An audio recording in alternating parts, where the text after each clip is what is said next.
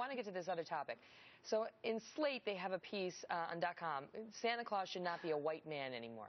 And when I saw this headline, I kind of laughed and I said, oh, this is so ridiculous. Yet another person claiming it's racist to have a white Santa.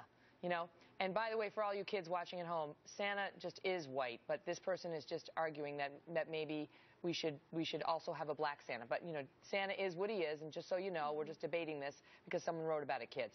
Okay, I wanted to get that straight. But Jedediah, when I read the piece, the author seems to have, you know, she's African American, and she seems to have real pain at having grown up with this image of a white Santa, and she speaks about it kind of honestly, saying, I didn't really understand why that had to be.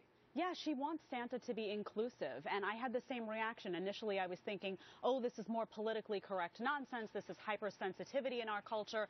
And then you read the piece and you really walk through the steps with her. I think it's a tribute to her writing, and you realize if you were a young kid and you were African American and your Santa Claus was white, it would affect you when you went to school. Maybe you wouldn't feel that you were part of that tradition. Now, she suggests that a penguin should be Santa. Okay, and that's where she goes off the rails. Well, I think that's kind of interesting, though, to have an animal, which is something that kids love, sort of brings that cartoonish component into it, and I think that makes all kids kind of feel welcome in the process. So I see where she was going with that.